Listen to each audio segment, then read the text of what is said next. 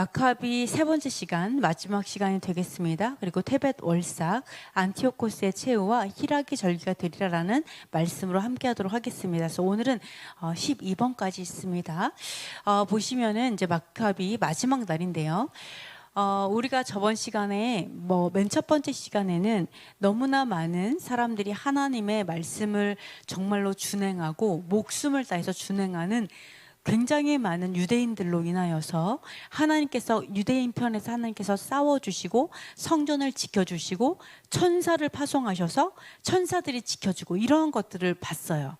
그래서 정말 두려움 없이 성전에 들어가가지고 성전에 금은보화를 기물들, 돈 이런 것들을 좀 훔쳐가려고 하는, 뺏어가려고 했던 그런 왕의 신하가 채찍을 맞는 것들을 보게 됐었고, 그리고 또 코끼리를 이용해서 유대인을 멸족을 시키려고 했었는데 오히려 자신들이 당하는 이런 것들을 보게 됐는데, 그 다음 시간에는 너무 안타깝게도 사람들이 해이해졌죠.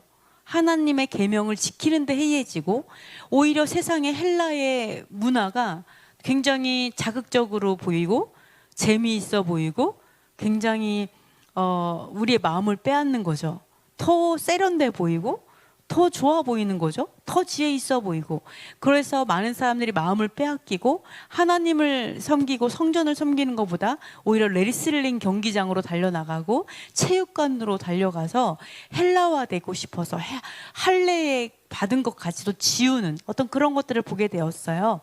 그렇게 되면서 있었던 것은 그들의 어떤 그러한 것으로 인해서 오히려 그들이 헬라와 하나 되는 것이 아니라 오히려 핍박이 굉장히 거세져서 그 나라가 나라를 핍박하고 그 나라를 없애고 완전히 하나님의 관습을 없애려고 수많은 사람들이 사형당하고 이런 것들을 보게 됐어요. 근데 너무 감사하게도 우리가 많은 사람을 부패했지만, 그러나 또 많은 사람이 기꺼이 목숨을 버리면서 순교하는 것들을 우리가 보게 되었죠. 그래서 이러한 순교의 역사, 어떤 사람은 하나님의 토라, 하나님의 율법이 이런 거 꼭 지켜야 돼?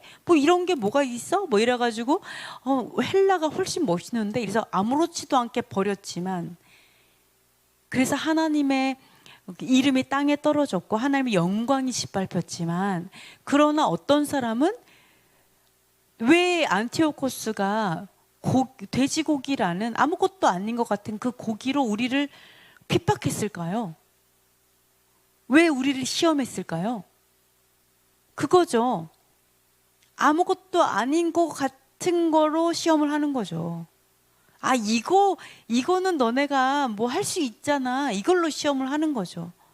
네, 그래서 율법을 작은 거부터 버리게 하는 거죠. 우리에게 시험은 큰 걸로 시험하지 않아요. 너 샤벗을 지키지 마, 절기를 못 가게, 이렇게 시험 오는 게 아니라 작은 걸로 시험해요.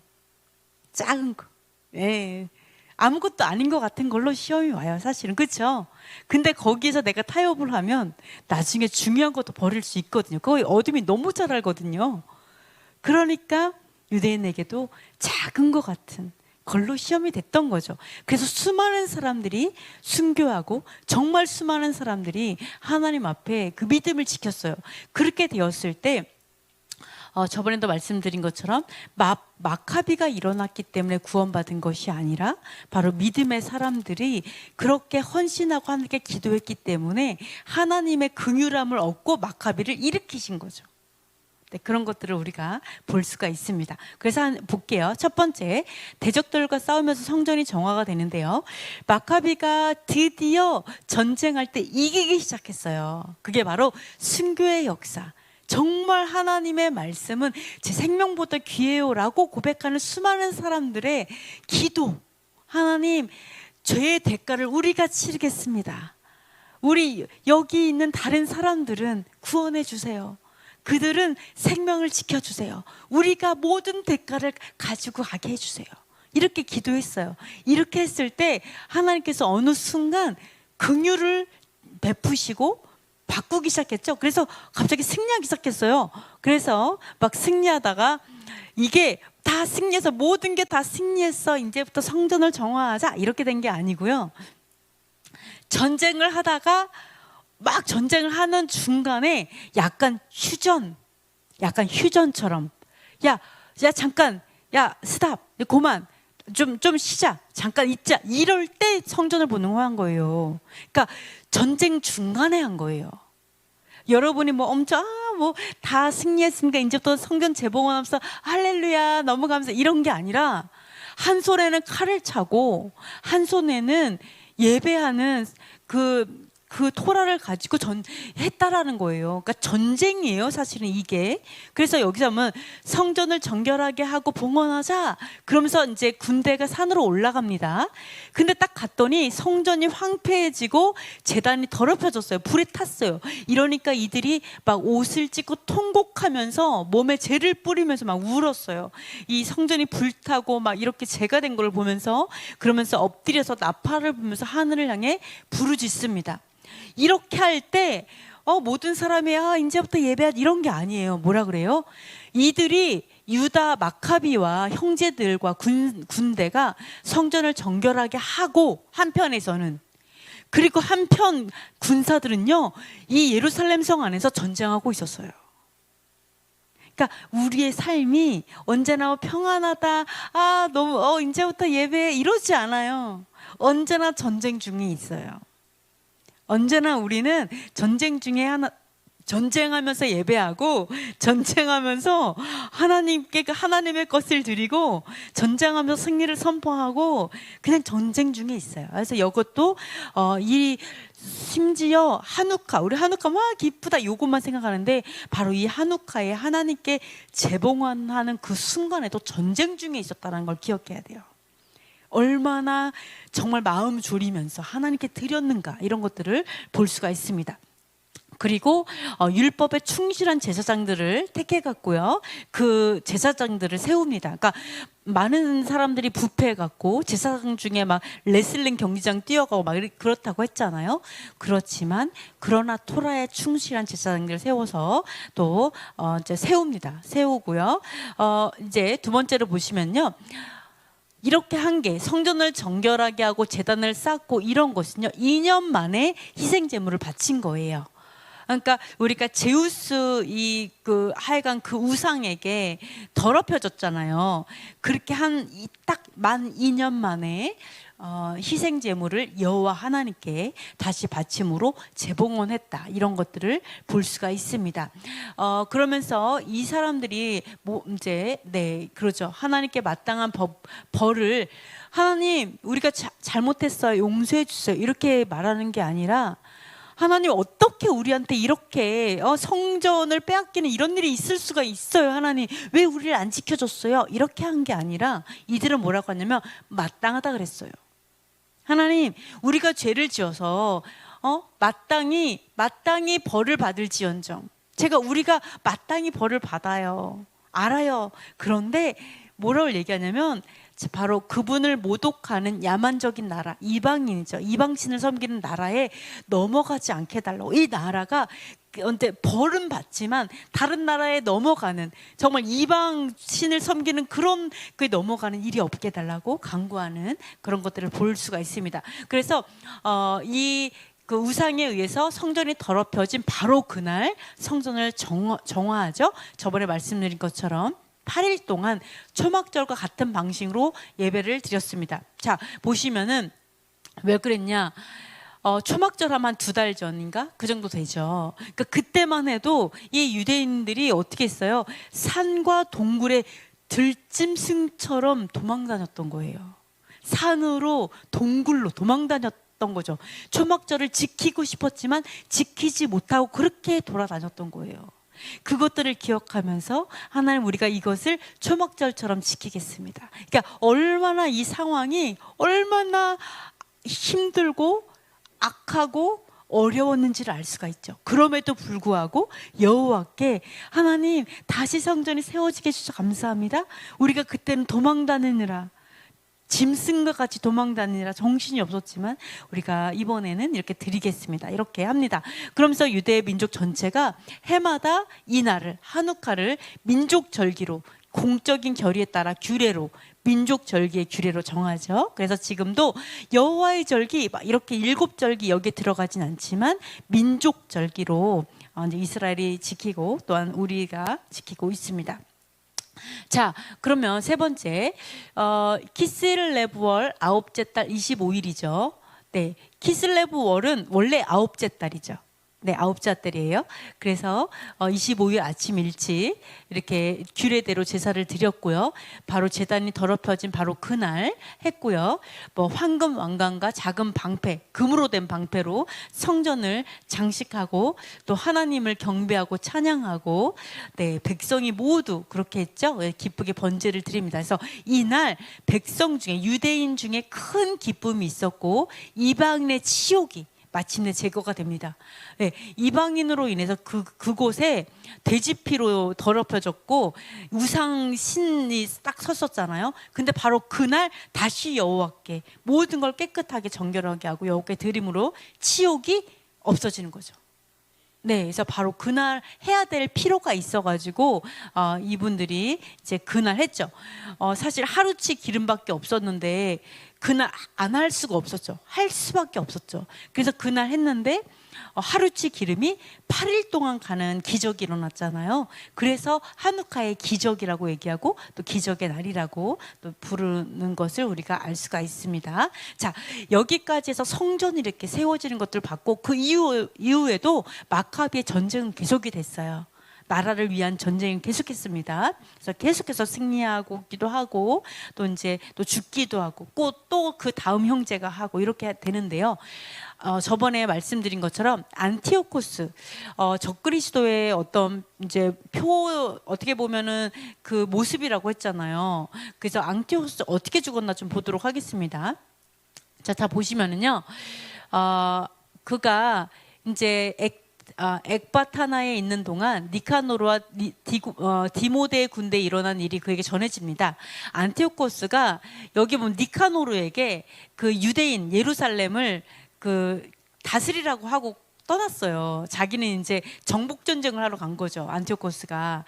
근데 니카노르가 하는 것마다 지는 거예요. 유대인에게 하는 것마다 패배하는 거예요. 근데 이 안티오코스도 이 나라 정복 전쟁을 하러 갔는데 거기서도 안티오코스도 하는 것마다 패배를 한 거예요. 근데 너무 열받는 중에 니카노르가 또 얘기하는 거죠. 유대인의 그 이스라엘 이게 잘 안 된다 이런 거를 듣고서는 안티오코스가 이제 너무너무 화가 그러니까 자기도 안 풀리는데 거기도 안 풀리는 거에 너무너무 화가 나가지고 유대인에게 화풀이를 하려고 생각을 합니다.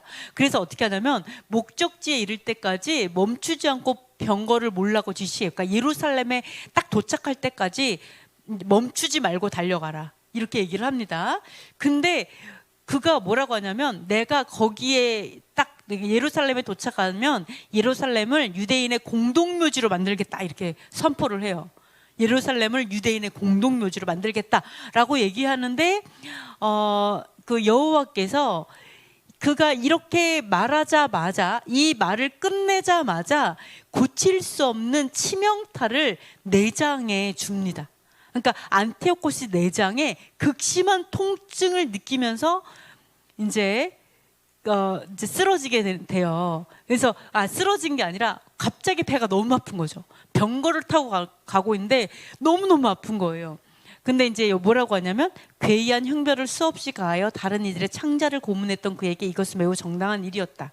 그러니까 안티오코스가 그러니까 유대인의 내장을 막 고문했잖아요. 막 꼬챙이로 찌르고 막 불 지르고 막 다 뺏기고 막 별걸 다 했잖아요. 그러니까 너무나 당연한 일이라 얘기해요. 그러니까 안티오코스가 정말로 내장에 이제 통증이 오기 시작하는 거죠. 저번에 그 순교하는 그 형제 아이들도 막 얘기하잖아요. 당신은 하나님께서 놓지 않을 것이다. 당신의 마지막은 하나님께서 고통스럽게 할 것이다. 막 그런 예언을 막 하고 이제 순교했잖아요. 근데 정말 안티오코스가요. 갑자기 이 배가 너무너무 아프게 돼요. 그래서 근데도 불구하고 배가 너무 아픈데 이 사람이 오만함을 그치지 않고 오히려 또 교만해져 가지고 유대인을 향해서 분노하면서 더 빨리 가라고 명령을 해요. 더 빨리 가라 이렇게 얘기해요. 그러다가 결국은 병거에서 떨어집니다. 너무 빨리 날아가니까 결국은 배도 아프고 떨어져요. 그래서 뼈마디가 모고 어긋나 버려요. 너무 세게 떨어져가지고요. 뼈마디가 다 분산돼 버리게 됩니다. 네, 그래가지고 자 조금 전까지만 해도요. 아주 초인적인 오만함, 거의 하나님과 같은 수준이 되어가지고 물결을 바닷물을 향해서 명령하고 산도 저울로 잴 수 있다고 생각했던 사람이었는데 그가 땅바닥에 떨어져가지고 이제는 뼈마디가 다 분산됐잖아요. 그러니까 꼼짝 못하니까 들것에 싫게 됩니다. 그래갖고 하나님의 권능이 모든 사람에게 보여지게 돼요. 아, 하나님은 정말 살아계시구나 라는 것을 보게 됩니다. 근데 이 사람이 마디가 다 이게 분산되면서 이게 연결이 잘 안 되니까 썩어 들어가기 시작해요. 그래서 살들이 썩기 시작합니다. 그래서 몸에 썩기 시작하니까 구더기가 막 들끓게 되고요. 그 다음에 악취가 너무 나가지고 이 사람 근처에도 못 오는 거예요. 이 군대가 이 안티오코스에서 썩는 냄새 때문에 참을 수가 없는 거예요. 자, 얼마 전까지만 해도 하늘의 별까지도 딸 수 있다고 생각했었는데 이제는 아무도 옮길 수조차 없는 거예요. 이 사람을 옮기지도 못하는 거예요. 너무 냄새가 나서 썩는 냄새가. 네, 그래가지고 이 사람이 나중에는 어떻게 되냐면 그도 자신의 악취를 참을 수 없게 돼요. 자기 자신에게서 나는 썩는 냄새를 참을 수 없게 돼요. 너무너무 냄새가 나요. 근데 이때서야 이 사람이 거만함을 버리고 하나님의 채찍질로 매 순간 느끼는 괴로움 속에서 너무너무 아픈 살이 썩어 들어가니까 그 괴로움 속에서 깨닫기 시작해요. 이제서야 깨닫기 시작해요. 그러면서 뭐라고 얘기하냐면 하나님께 복종하는 것이 옳다. 죽을 수밖에 없는 존재가 하나님과 동등하다고 생각해서는 안 된다. 이렇게 고백을 합니다. 네, 그래서 이러한 안티오코스 후회해요. 아, 내가 너무 유대인에게 너무 심했던 것 같아. 유대인은 그렇게 나쁜 사람들이 아니고 내가 생각해보니까 조상들에게도 너무너무 잘하는 충성된 사람들이었는데 내가 너무 이들에게 너무했던 것 같아. 그러면서 모든 나라에 또 자기 아들에게도 그 편지를 써가지고 유대인을 대우해 주라고 하면서 엄청나게 많이 했지만 죽기 전에 유언이죠. 거의. 어떻게 생각하냐면 내가 이렇게 하면 혹시라도 하나님 날 살려줄까? 그래서 뭐라 그런지 알아요? 하나님이 나를 살려주면 난 유대인이 될 거야. 이렇게까지 했어요. 안티오코스가. 나 유대인이 될게요. 막 이러면서 얘기했는데 뭐 그렇게 하시겠어요? 하나님 보응하신 하나님이시죠. 그래서 그렇게 후회했지만 그리고 그렇게 많은 편지를 보냈지만 아무도 그의 말에 귀담아 듣지 않았고 핍박은 여전했어요. 그가 후회했어도 핍박은 안티오코스의 그 아래 또 다른 왕들에 의해서 계속 핍박을 당했고요. 그러나 안티오코스 후회 가운데 죽었으나 그러나 보응은 계속되었다. 이렇게 또 볼 수가 있습니다. 자, 그래서 우리가 요것들을 보시면은요, 잠깐만 테베로를 하기 전에 안티오코스는 우리가 적그리스도의 표상이라고 했죠. 그래서 우리가 뭐를 알 수가 있어요? 적그리스도의 표상인 안티오코스는 결국 구더기가 들끓는 썩음을 보았구나라는 걸 알 수 있어요. 그러니까 그가 하늘의 별도 딸 수 있을 것 같았고 저울로 산을 잴 수 있을 것 같았고 풍랑이는 바다도 명령해서 잔잔케 할 수 있을 것 같은 예수님 같잖아요. 안 그래요? 정말로 그 메시아 같았던 거죠. 온 세상을 구원할 것 같은 그런 사람일지라도 그가 하나님의 명령을 순종할 수 없겠죠. 하나님의 사람이 아니니까. 이러한 적그리스도는 결국은 그와 그를 따르는 무리들은 결국 구더기가 들끓는 썩음, 그 지옥을 면치 못해요. 그러니까 그것을 볼 수가 있습니다. 네, 그 결과로 우리가 볼 수가 있고요. 그리고 우리가 마카비는 메시아의 표상이죠. 결국 마카비 아까도 보신 것처럼 순교하는 사람들의 입장에서는 온 세상이 끝난 것 같고 좀 마치 하나님이 도우시지 않는 것 같고 또는 너무너무 환난과 고난이 많은 것 같아도 결론은 하나님의 사람들은 영원한 생명이라는 거죠. 그죠? 왜요? 사람은 우리의 생명을 가져갈 수 있지만 그러나 영생을 빼앗을 수는 없기 때문에요. 그래서 우리가 진정한 메시아를 따르는 자는 결국은 영원한 생명이 우리에게 약속되어 있다라는 걸 볼 수가 있습니다. 그리고 결국 적그리스도를 따르는 자는 결국 그 마지막은 지옥이고 또 구더기가 들끓는 썩음, 부패 이런 것들을 우리가 볼 수가 있습니다. 자, 그럼 우리 테베돌에 대해서 잠깐 우리 생각해 보도록 하겠습니다. 테베롯은요, 아까도 말한 것처럼 우리가 성경은 니산월에서 시작하잖아요. 그래서 니산월을 6월절이 있는 니산월을 첫째 달이 되게 하라 그랬잖아요. 그래서 니산월을 기준으로 하면은 우리가 10월이에요. 테베돌은 10월입니다. 아까 키슬레벌이 9월이잖아요. 그러니까 오늘부터 테베돌 10월에 딱 들어가요. 그러니까 테베롤은 바로 한우카 7번째 날에 시작한다고 보시면 돼요. 6번째 날인가요? 6번째 날에 시작한다. 이렇게 보시면 되겠습니다. 6번째 날에 시작하는군요. 네, 이렇게 보시면 됩니다. 그래서 금식이 있는 달을 좀 설명드리면요. 금식은요, 4월 단무스월하고 5월 아부월, 7월 티슈리월, 그리고 10월 테베돌 이렇게 4번이 있어요. 금식하는 달이. 그래서 다른 때는 금식을 안 하더라도 이렇게 딱 4번은 금식을 해야겠다 이렇게 이제 볼 수가 있습니다. 이런 것을 볼 수가 있습니다.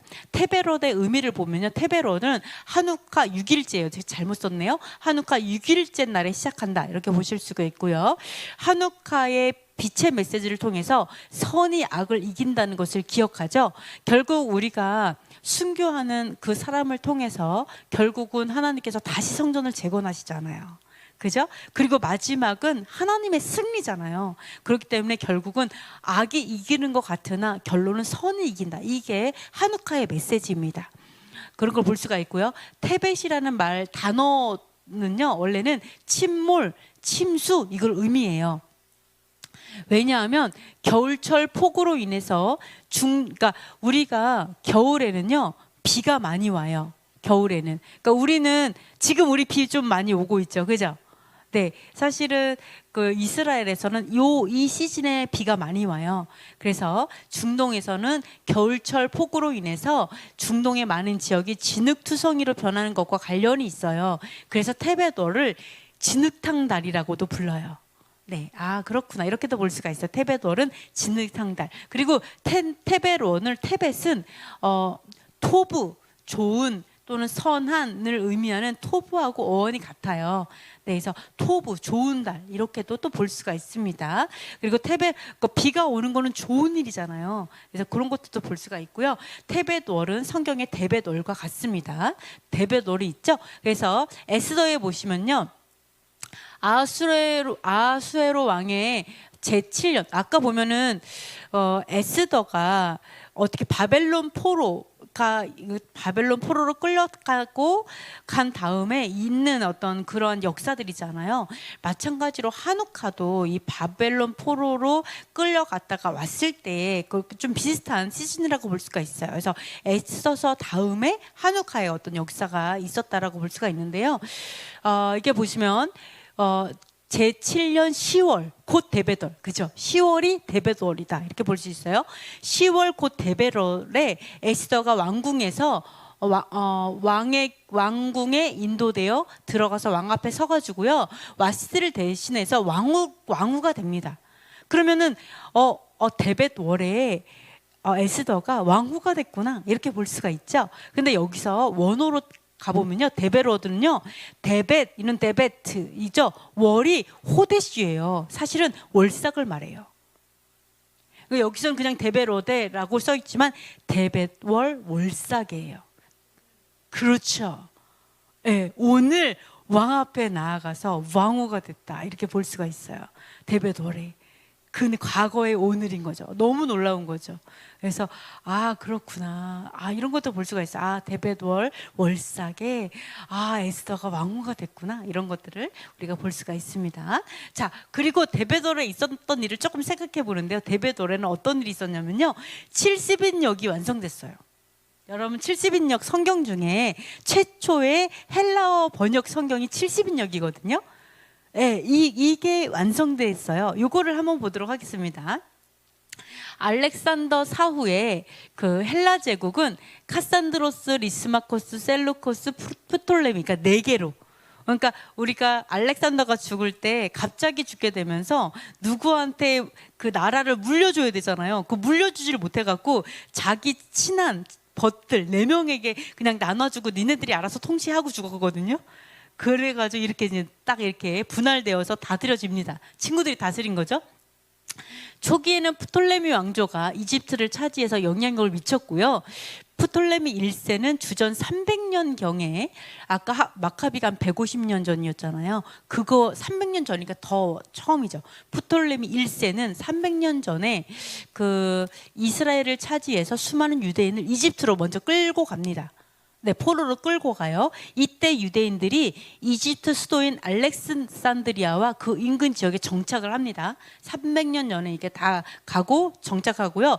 그리고 프톨레미 2세가 즉위를 하죠. 이제 주전 282년에 그때 어떻게 하냐면 2세는 학문과 예술 진흥을 위해서 노력을 했어요. 학문과 예술. 그래서 알렉산드리아에 대규모 도서관을 증축합니다. 그러니까 프톨레미 2세가 굉장히 좀 학구적이었던 사람이었던 것 같아요. 그래서 대규모 도서관을 증축했고요. 활판 인쇄술이 나오기 전이었어요. 그래갖고 그때는 책을 모두 양피지에 손으로 썼거든요. 그러다 보니까 양피지에 손으로 썼기 때문에 그 책이 굉장히 귀하고 비쌌어요. 그래서 많은 학자들이 책을 읽으려고 도서관에 모여들었습니다. 그래서 프톨레미 2세는 학자들의 여행 경비와 체류 비용을 지원해 줌으로써 알렉산드리아를 학문의 도시로 만들었어요. 그러니까 굉장히 좀 명석한 왕이었다, 이렇게 또 볼 수가 있죠. 프톨레미 2세는 토라를 보관하기 위해서 헬라어로 번역하는 작업을 합니다. 그러니까 토라, 좀 구약 성경을 번역을 이제 보관을 해야 되잖아요. 근데 헬라어로 번역을 해야 되겠다, 모르니까. 그래서 헬라어로 번역을 하자 해서 번역하는 작업을 바로 프톨레미 2세가 합니다. 놀랍죠? 당시 대제사장 엘르하살에게 협조를 구해서, 엘르하살도요, 한 명만 있는 게 아니에요. 여러분들 유대인들 보면은 아빠의 이름을 막 따르잖아요. 그러니까 엘르하살이 있고 그 다음에 또 엘르하살이 좀 있어요. 그래서 그때 당시에 엘르하살 제사장이었죠. 그때도 대제사장 엘르하살에게 협조를 구해서 이스라엘 12지파에서 각각 6명씩 다 뽑아요. 그렇게 하니까 72명이 되죠. 72명을 72개의 방에 다 보냅니다. 한 명씩 방 하나씩 다 넣어요. 그 다음에 72일 만에 작업을 마칩니다. 좀 신기한 것 같아요. 이렇게 해서 히브리 구약 성경을 헬라어로 번역한 성경을 70인역이라고 해요. 이 70인역이 테베덜에 완성됐다라고 얘기해요. 그래서 너무 이제 굉장히 중요한 그런 달이다, 이렇게도 보고 있습니다. 그래서 굉장한 역사적인 어떤 사건으로 이렇게 보고 있죠. 근데 우리가 참 여기 근데 사람들은 너무 기쁜 날로 기억해요. 70인역이 나왔어. 막 우리 이방인의 입장에서는 대단한 일이라고 생각하는데 유대인은 이걸 굉장히 슬퍼해요. 굉장히 슬퍼요. 왜냐하면 자, BC 280년에서 이제 프톨레미 2세가 70인역이 나왔죠.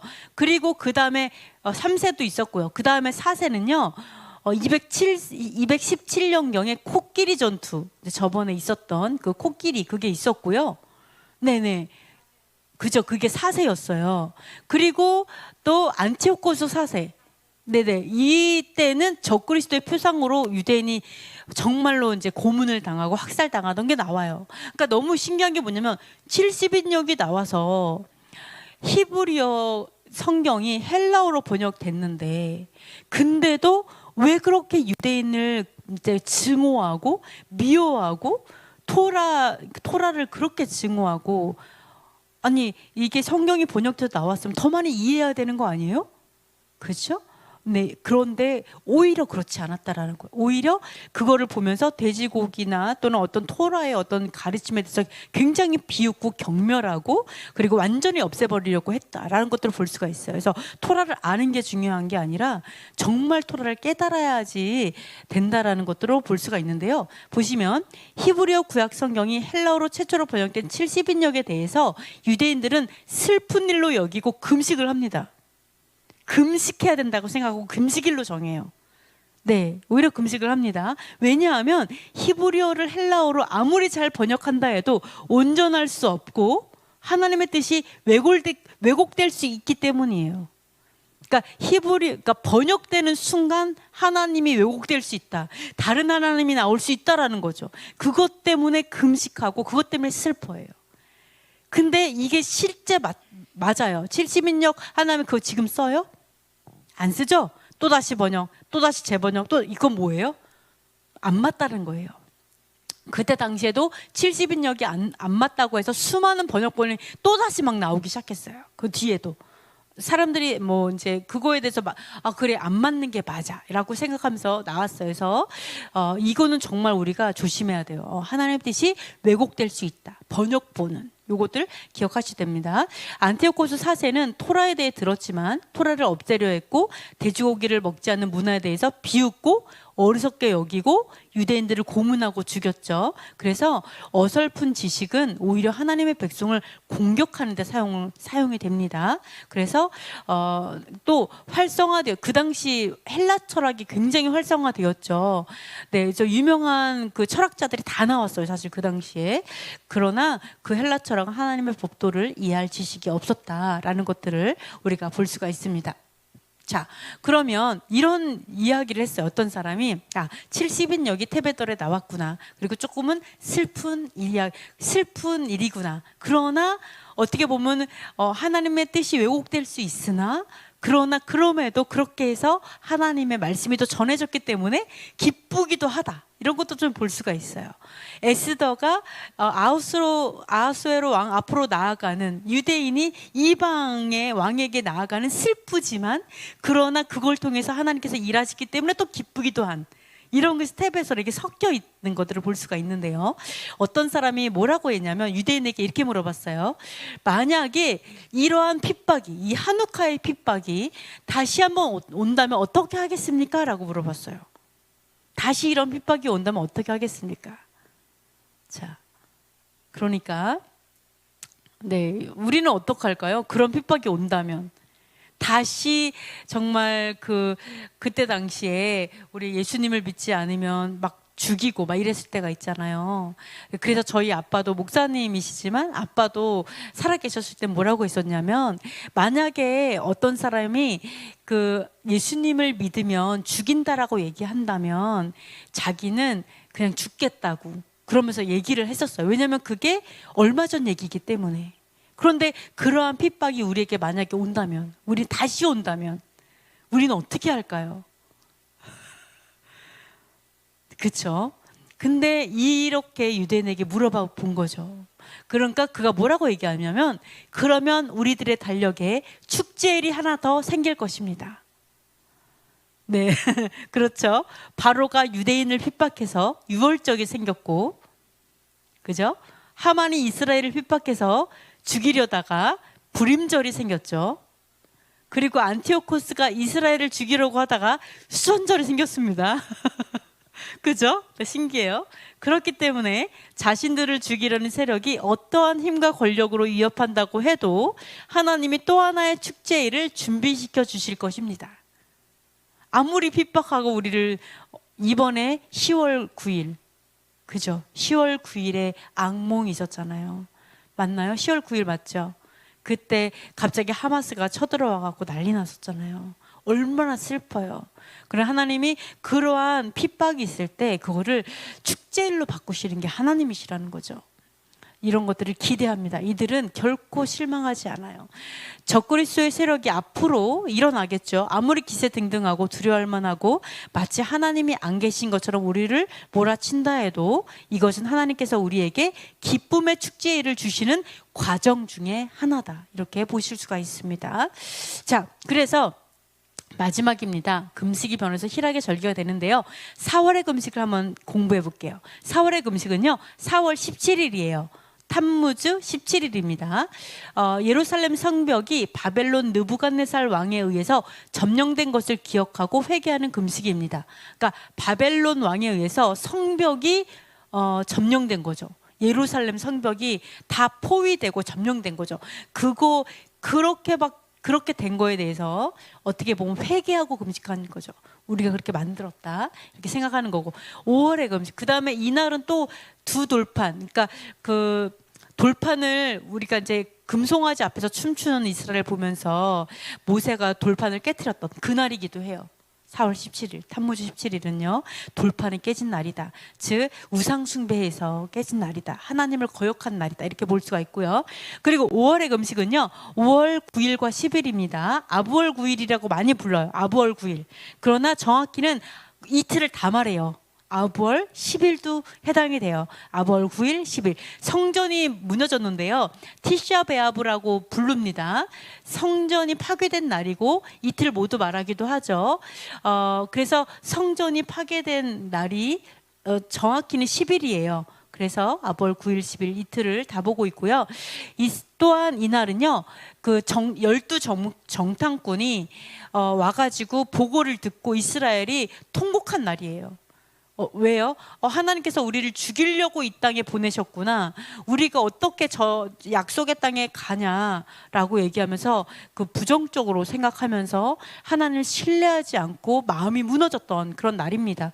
그래서 자, 너무 안타까운 날이죠. 이 날이 5월의 금식 날이었고요. 그리고 7월의 금식, 욤키푸르 대속제일도 7월에 있지만 여기서 말하는 7월 금식은 7월 4일, 티슈리 4일입니다. 유다 총독 그달랴와 수많은 유대인들이 학살당한 것을 기억하고 회개하는 금식이에요. 이게 사실은 다 연결이 돼요. 성벽이 무너지고 성전이 파괴되고 유대인들이 다 학살당하고 예루살렘 성이 완전히 파괴되고 이게 다 연결되어 있는 역사입니다. 네, 이것을 생각하면서 금식하고요. 그리고 10월의 금식일은요, 시드기야 왕 9년 10월 10일입니다. 테벳 10. 그러니까 이번에 이제 테벳 10 그때 이제 하시면 됩니다. 그래서 예루살렘 성의 파괴를 가져온 죄를 기억하고 회개하는데요. 맨 처음에는 성벽이 포위됐었죠. 맨 처음에는 포위됐고 성전이 파괴되고 유대인들이 막 학살당했지만 결국은 성전이 다 파괴되는 이런 것들을 볼 수가 있습니다. 자, 그러나 우리가 이런 것 때문에 우리가 금식하고 슬퍼하고 회개하지만 성경에서 뭐라고 하냐면 이렇게 예언을 하고 있습니다. 우리 예언을 한번 읽어보도록 하겠습니다. 만군의 여호와가 이같이 말하노라. 넷째 달의 금식과 다섯째 달의 금식과 일곱째 달의 금식과 여째 달의 금식이 변하여 유다 족속에게 기쁨과 즐거움과 희락의 절기들이 되리니 오직 너희는 진리와 화평을 사랑할지니라. 만군의 여호와가 이와 같이 말하노라. 다시 여러 백성과 많은 성읍의 주민이 올 것이라. 아멘. 아까 우리 스가랴의 말씀을 좀 읽었는데요. 분명히 뭐라고 말씀하셨냐면 네 번째, 다섯 번째, 일곱 번째, 열 번째 금식이 변해서 기쁨과 즐거움과 희락의 절기가 될 것이다 라고 예언하고 있죠. 무엇처럼요? 한우카처럼. 한우카도 어때요? 더럽혀졌고 슬프고 예루살렘 성이 포위되었고 나라가 다른 왕에 의해 통치되고 그리고 성전은 뺏겼고 더럽혀져서 성전도 완전히 자기 손에 떠났고 이렇게 되었는데 그날 하나님께 다시 드리고 성전을 다시 되찾고 그죠? 그리고 통치권도 어느 정도는 되찾았었어요. 이런 것들을 보면서 기쁨의 절기로 한우카를 기쁨의 절기로 확 바꿔버리잖아요. 성전을 다시 회복한 걸로 바꾸잖아요. 근데 하나님께서 그와 마찬가지로 아까도 유대인들에게 또다시 핍박이 있으면 어떡하시겠습니까? 라고 했을 때 그러면은 축제가 하나 더 늘겠죠? 이렇게 말하죠. 이게 하나님의 관점이에요. 하나님은 이러한 예루살렘 성이 무너졌었고 유대인들이 다 핍박을 당해서 다 죽었었고 그리고 성전이 무너졌었고 지금도 어려움 당하고 있죠 사실은. 그러나 하나님께서 뭐라 그랬어요? 회복시키겠다. 기쁨의 절기로 다 바꾸겠다. 아직 안 바뀌었죠. 아직 그 날들이 회복이 안 됐어요. 성전이 완전히 회복되고 예루살렘이 완전히 회복되고 유대인들이 이제 기쁨으로 그 땅에서 평안을 누리고 살 때 이게 다 회복이 되겠죠. 하나님께서 그거를 이루겠다라고 얘기하셨고 하나님 반드시 이룬다고 말씀하세요. 그러면서 뭐라고 하시냐면 오직 너희는 진리와 화평을 사랑해라. 오직 진리를 사랑하고 샬롬을 사랑해라. 샬롬이 뭐예요? 하나님과 내가 샬롬해야죠. 화목해야죠. 그리고 우리가 이웃과 샬롬해야 되죠. 진리를 사랑하라. 왜요? 4월, 5월, 7월, 10월 모든 금식과 이 모든 것들은 뭐 때문에 이루어졌습니까? 결국 돌판을 하나님의 언약을 내가 버렸고, 그리고 하나님의 언약의 땅을 내가 거절했고, 사실 하나님의 그러한 어떤 하나님의 주신 계명과 명령과 하나님의 토라에서 벗어났기 때문에 나라가 무너지고 이러한 것들 다 온 거잖아요. 그렇기 때문에 오직 너희는 진리와 샬롬을 사랑하라. 그러면 이 모든 걸 회복하겠다라고 말씀하셨어요. 아멘. 그래서 우리의 인생도 그랬으면 좋겠습니다. 우리의 인생도 어떤 면에서는 어둠이 우리를 공격해서 어떤 거는 나에게서 좀 뺏어간 것도 있고, 어떤 영역에서는 내가 굉장히 어려움을 겪은 것도 있고, 좀 회복해야 될 거, 가정을 회복해야 되고, 자녀를 회복해야 되고, 또는 재정을 회복해야 되고, 건강을 회복해야 되고, 빼앗긴 것들이 있죠, 어둠에게. 근데 하나님 뭐라고요? 오직 진리와 샬롬을 사랑하라. 그러면 모든 것을 회복하겠다라는 게 하나님의 언약이에요. 그래서 우리가 이스라엘을 바라보지만 또 우리의 마음이 성전이잖아요. 나에게서 내 인생에서도 빼앗겼던 것들을 생각하면서 하나님께서 말씀하신 오직 진리와 샬롬을 사랑하라. 그러면 슬픔과 정말 슬프고 그럼 아픈 회개해야 되고 금식해야 됐던 이것들이 희락으로 내가 바꾸겠다. 희락의 절기로 바꾸겠다. 희락의 삶으로 하나님께서 회복시키겠다고 하는 것이 우리 하나님의 백성에게 주신 언약인 줄 믿습니다. 네, 그래서 언제나 소망을 가지고 우리가 할 일은 다른 게 아무것도 없죠. 아무것도 할 일이 없이 오직 하나님의 계명을 준행하는 것, 그리고 샬롬하는 것, 하나님과 샬롬하고 이웃과 샬롬하는 것. 네, 이것만 지키면 모든 것들이 하나님께서 일하실 줄 믿습니다. 왜요? 하나님께서 언약하셨기 때문에 하나님께서 이루실 거예요. 네, 그래서 그렇게 내어드리는 저와 여러분이 되셨으면 좋겠습니다. 우리 잠시 기도 제목을 나누도록 하겠습니다. 가장 어두울 때 계명을 준행하는 빛이 되게 하소서. 생명보다 소중한 하나님의 계명으로 땅을 속죄하게 하소서. 토라를 지키기 위해 전쟁하는 예브자가 되게 하소서. 금식의 날을 희락의 절기로 역사를 바꾸실 하나님을 신뢰하게 하소서. 이스라엘의 한옥카의 기적과 승리가 있게 하소서. 한국 교회 안에 반유대주의, 반율법주의, 대체신학, 헬레니즘의 신이 무너지게 하소서. 북한 전체주의 정권이 무너지고 자유와 해방이 속히 임하게 하소서. 토라의 깃발을 든 교회들과 사역자들이 우죽순처럼 일어나게 하소서. 이 시간 우리 잠시 기도하도록 하겠습니다.